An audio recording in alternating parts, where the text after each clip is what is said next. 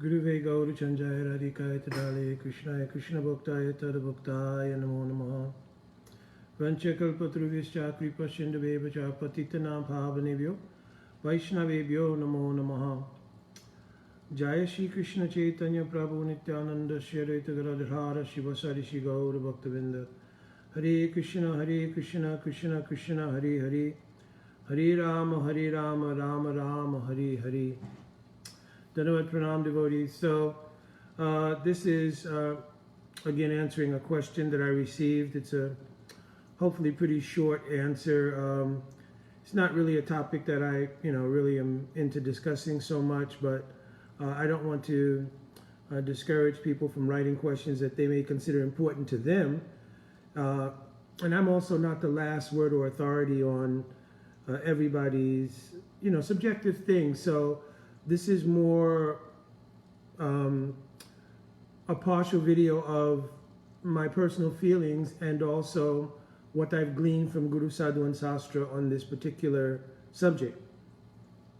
So devotee wrote and asked me the question about devotees' participation in politics and world events. I think I'm paraphrasing, so I think that's how the question was couched. There was a pretty long discussion on the question that was sent. They started to go into details about various things and so forth, so on. I don't really want to deal with all the various topics that came up, so I'm just dealing with the idea of politics and bhakti in general. So there are some devotees, obviously, who feel an absolute, put it in a box, tie it in a bow, and throw it in a river when it comes to political considerations and all of that. There are other devotees who think, oh, we don't want to be victims of spiritual bypassing, therefore we should become involved in all of these things and try to pick a right side of the political, social arguments and so forth. Then there are other people who could care less one way or another, right?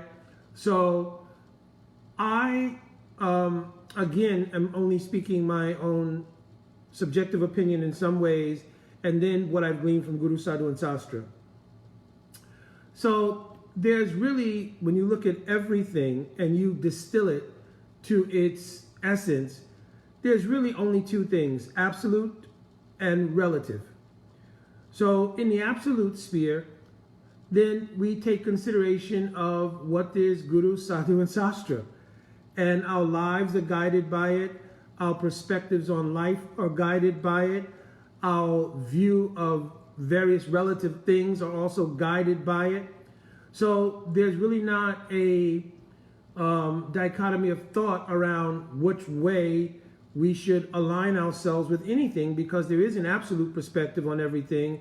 And pretty much if anyone is avail themselves to the process of surrender and have accepted the absolute authority of Srimad Bhagavatam, Bhagavad Gita, Vedic Sastra, etc., that's the guiding principle. So there's really not a huge field of relative considerations after that. That's our guiding light, our guiding principle. That's our flashlight in the dark, so to speak. So from that angle of vision, then it should not really becomes such a question as to, well, how should I look at this thing? How should I look at that thing? Well, I'll look according to what's in Guru, Sadhu, Sastra. And there's not a disconnect. And this is probably the genesis of that question, is that some people feel that there is some kind of disconnect between their absolute spiritual posture and the relative social issues and so forth. But once we leave the absolute perspective and we allow ourselves entrance into relative consideration, then all kinds of confusion will come up, right? So, Mukunda, well, I don't know, I'm not really getting it because it's sounding more theoretical and philosophical than practical. Well, let me finish out here and maybe it'll become more clear. So, absolute, I've already described.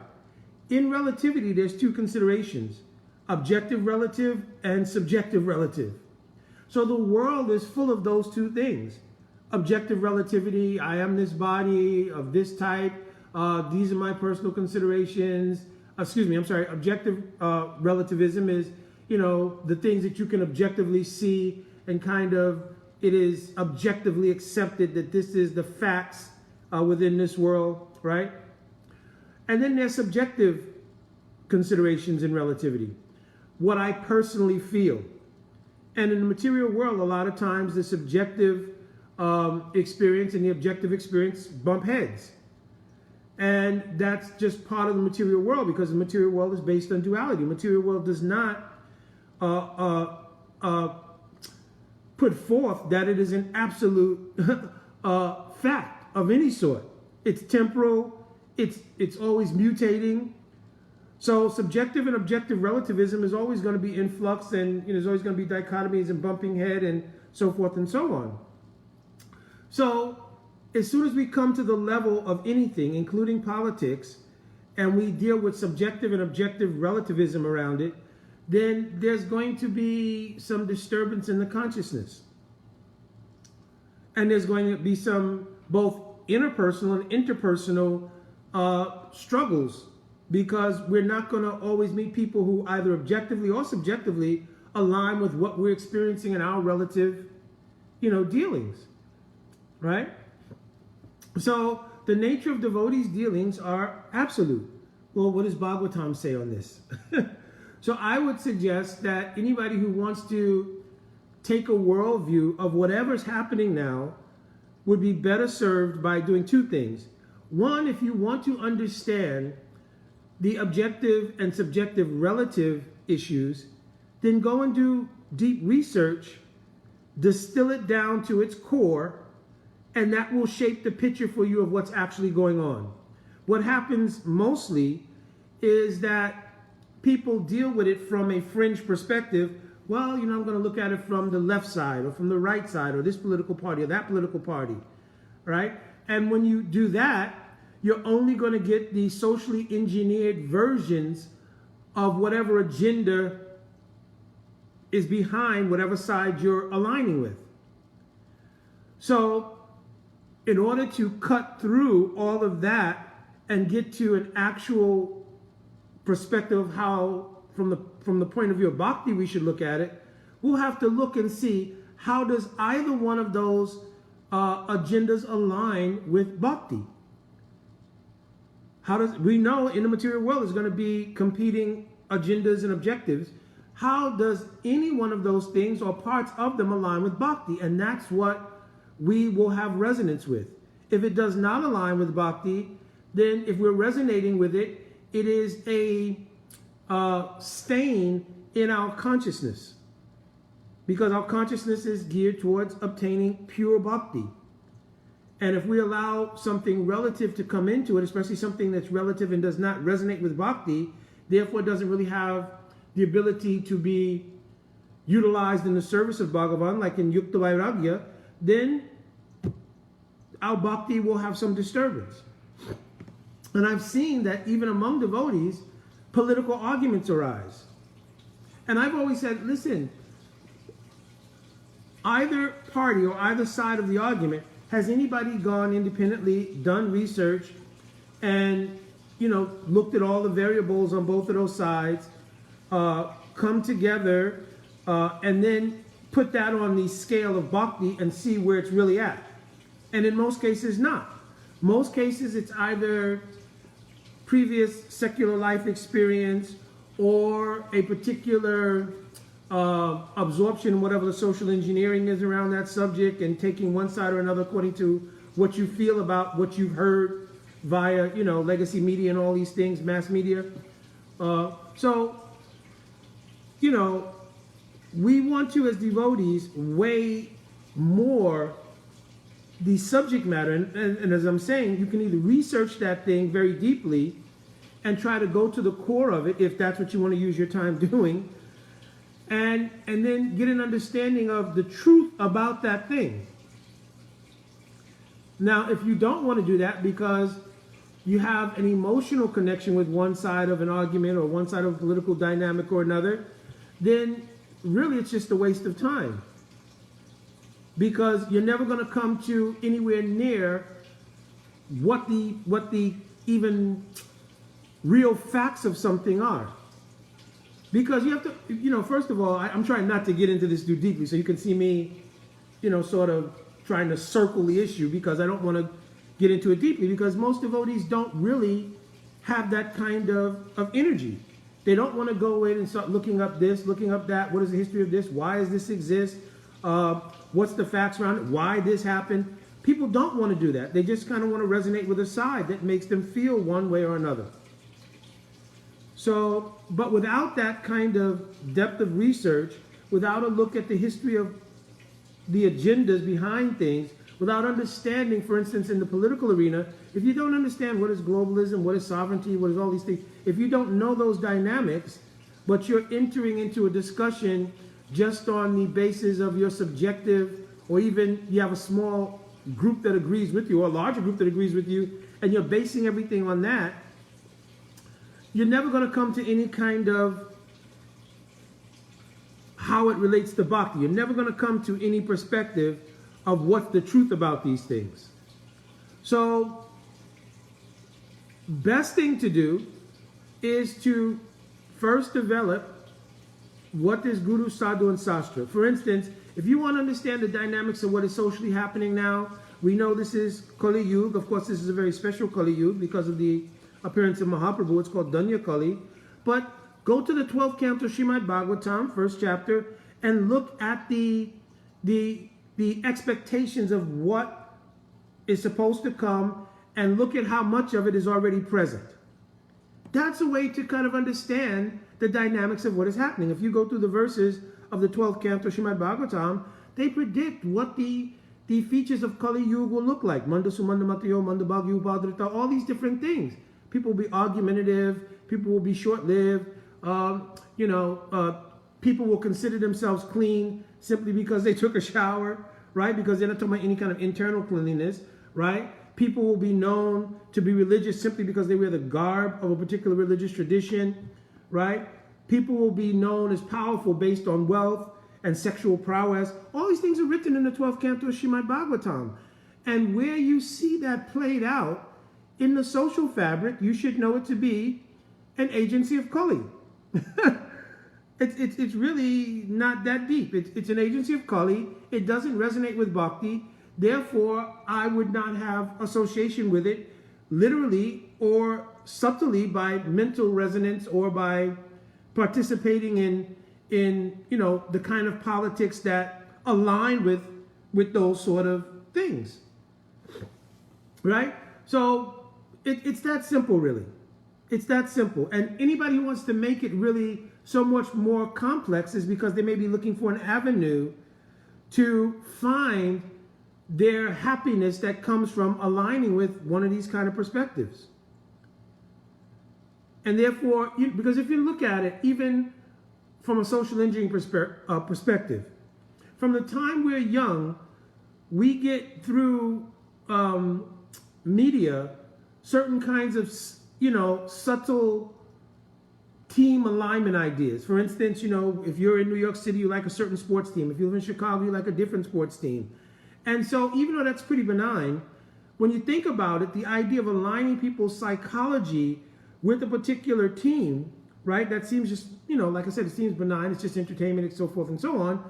But what that does is create a subtle kind of division based around something that's useless. People playing with balls of some sort, right? Round balls, oblong balls, small balls, larger balls, right? So people doing this, it creates divisions based on teams. And some people, that becomes so extreme. I remember I was traveling in Europe. When I was working, playing music, and I went to Dundee, Scotland. I remember I had a show in Dundee, Scotland. And at the venue, I was standing outside, which I a lot of times would do before shows. And as each person would come in, for the men, they would take off their shirts.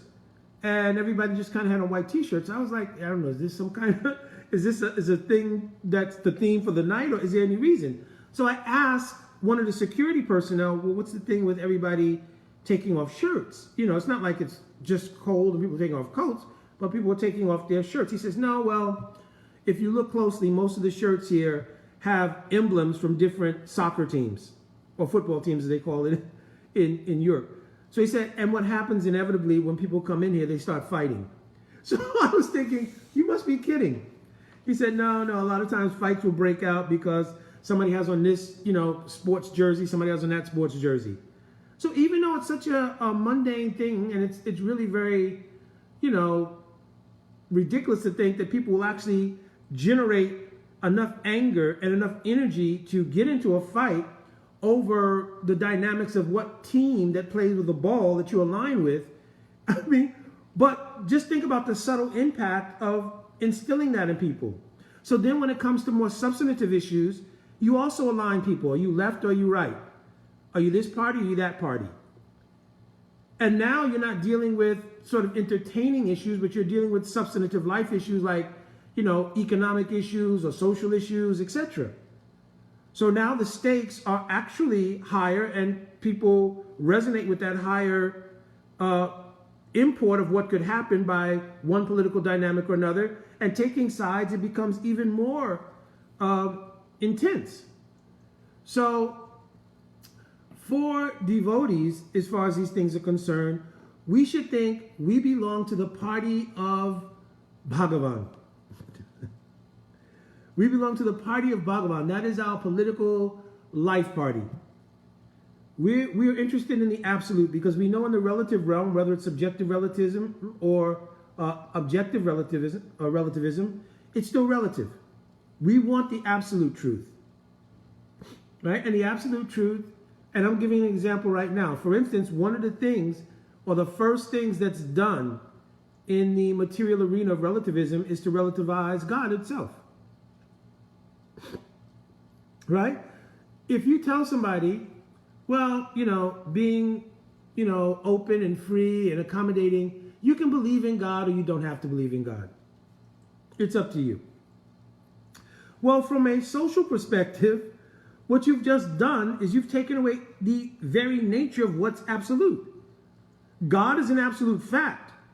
Your desire to follow the tenets and the teachings, etc., of God in any given religion, that's a choice. But the idea of God himself being relative, you can believe there's a God or not a God, that pretty much wipes out any sense of an absolute truth of any sort. So then what becomes because you cannot get rid of the idea of God. I've often told people, I had a discussion with someone who's an atheist, and he tried to, first of all, go through all these nuances of what atheism was. But anyway, bottom line is he said, well, there could be a God, there could not be a God. So then I challenged him and said, well, listen, if there is no God, how would we be having a discussion about one? So he said, no, what do you mean? What do you mean? So I'm saying, if you think within the human experience, you cannot create something that doesn't have existence. It's not possible. It's not in the human faculty to create something that doesn't exist. So before you get started, I'll go ahead and head this off the pass. People may say, well, pink flying pigs don't exist. Well, you really haven't created anything because the color pink exists, flight exists, and pigs exist. You've tried to put together a combination that you've never experienced or no one's experienced, or it's not widely experienced, right? But you haven't created anything new. You said this combination of things nobody's ever seen it or experienced it, whatever, so it doesn't exist. But you haven't named things that don't exist. You've only named a phenomenon that doesn't exist. So try to follow that. You cannot create something that has no existence somewhere. So do the experiment yourself. Try to think of something that does not exist. And again, I'm giving you the example that if you say pink flying pigs, all three of those elements exist. The combination you have not seen.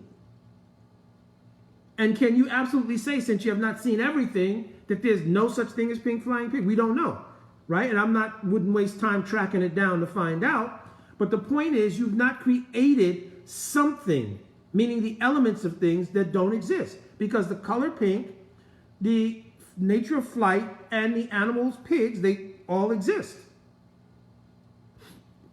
So, of course, in academia, they're going to come up with all kinds of, logical fallacy arguments and so forth and so on, but these are facts, right? So bypassing all of the, academia and all of this kind of, sort of intellectual gymnastics to try to avoid the fact that actually you cannot conceive of something that doesn't exist, because that's not in human capacity. We're not God. Because we're not God is the reason why we cannot create something out of nothing. Therefore, there's nothing you can think of that does not exist. And if so, I invite anybody later on in the comments or whatever, you can put that in there. Well, this doesn't exist. Because if it came into your mind, it has existence. It may not be in your experience. Or it may not be in the combination, like pink flying pigs. You may not be in your experience. But the things themselves exist. The color pink, flight exists, and pigs exist. So anyways, after a while, he kind of caught on to it and, said, well, but, have you seen God? And then we went down that whole track. So I don't want to go through the whole argument. That wasn't the purpose of my trying to answer the question of this particular person. And actually, I think the person has been associated with our temple. I'm not sure if the person is initiated or not. They didn't say they used their secular name. But anyway, back to our point is that if we look from the absolute perspective at everything, then how we align with anything, whether it is politics or whatever objective or subjective relativism is there, we will extract from it what is relatable to the absolute truth, and that's our mile marker, or that's our substantive stance on a particular issue, right? So you can name any issue that's in the public forum that's, debatable issues, right, from political perspectives, but we will stand where we find absolute truth. And you'll find that those who are anti-God, so to speak, or anti-absolutism, their first thing will be to do is to present the idea that your stance is religious. In other words, to try to dismiss it as being another relative thing, because if the idea, back to another point, if the idea is that there is a God, or you don't have to accept there's a God, if that stands, everything is relative. And there is no truth anywhere.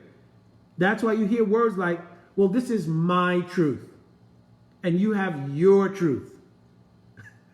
So absolute truth has now all become relative because everybody has their objective or subjective truths. But there is an absolute truth. And we just described, now you may know or not know, but there is an absolute truth, right? So especially as devotees, because, among devotees, hopefully it's not a debatable issue that there's an absolute truth.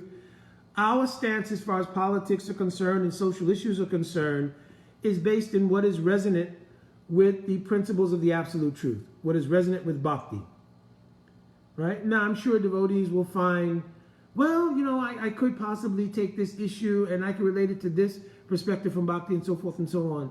But, first, then we may need to deal with some foundational principles, like we're not the body. So issues that arise from considerations of being the body, right, they should be dealt with from the fact first that we're not this body, right? We are the soul. We have a body. From my senior, one of my senior teachers, so to speak, or Bhumipati Prabhu, he always makes this statement that you are the soul. You have a body, right? So the body is not the absolute fact. The soul is. So all issues that deal with bodily considerations, they have to be viewed and couched in that perspective. Actually, we're not this body. And so before I dive headlong into things which are bodily considerations and invest emotional energy and all kinds of other energy in it, if I don't keep that perspective, well, we're not the body, I'm not really helping anything. I'm just supporting the relativism of that issue on one side or another. So my point here being, first, try to understand, try to learn what is absolute. Once you know what is absolute, you can then distill relativism down to two things: objective relativism, which means what according to our sense perception we can experience, and then subjective relativism, which is what somebody may have is their own experience. Like we have that a lot, obviously, in our social fabric now. Somebody may objectively appear one way, but they subjectively feel another way, right? So I'm not giving argument on either side of that. I'm just saying that's one of the examples of subjective and objective experiences, right? And those things are always going to bump heads because they're relative. They're part of duality. And that's the other thing. We have to know the material world is dual, right? It's not absolute. The absolute truth is called Advaya Gyan Paratattva. It is Paratattva, it is the highest truth because it is Advaya. It is not dual. Everything is truly accommodated there. It's accommodated in its reality.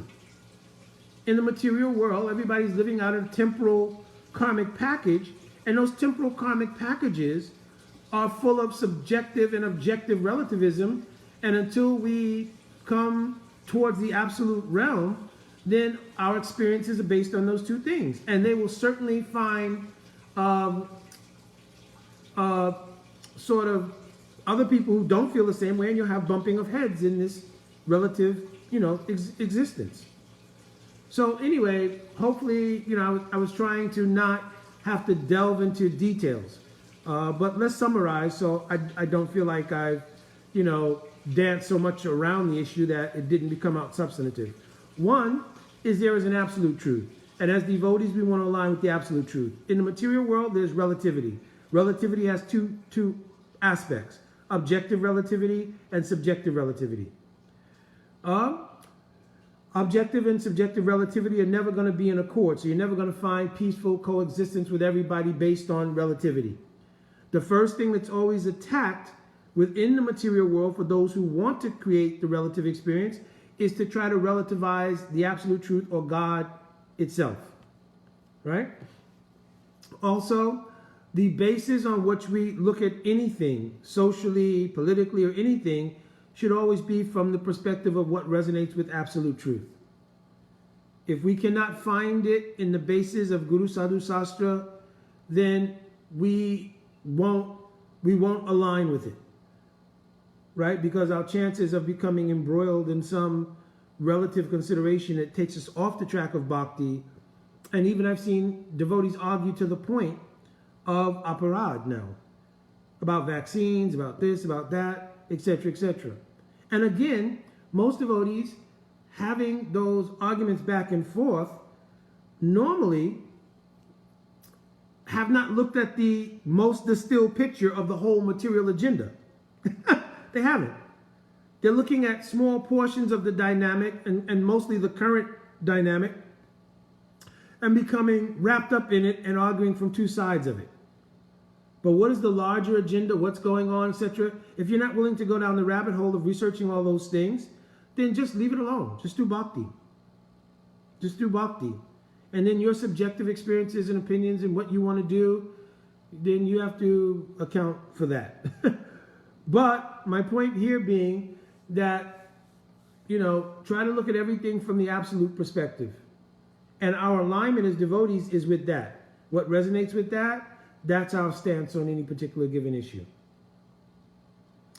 All right, I don't know how helpful this really will be, but again, it wasn't something that's like a favorite topic of mine or something, right? And I told you I would speak more from, a personal perspective. At the same time, I don't want to speak I don't want to just be preaching to the choir or just preaching in general. I want it to be applicable to myself. So I'm saying my stance is always what is from the absolute perspective. What is Guru Sadhu Sastra, etc. And I'm looking at things from that angle of vision, right? I've done a lot of research into the material facts also, but again, I don't know if that's a rabbit hole people want to go down, and it's not necessary to go down that rabbit hole. If you take things from an absolute perspective, that's the safe path of bhakti. All right, Dandavat Pranam. Vancha kalpaturubhyascha kripa sindhubevacha patitanam pavanebhyo vaishnavebhyo namo namaha. Jaya Shri Krishna Chaitanya Prabhu Nityananda Shri Advaita Gadadhara Shivasadi Shri Gaura Bhaktavinda. Jai Radhe Radhe.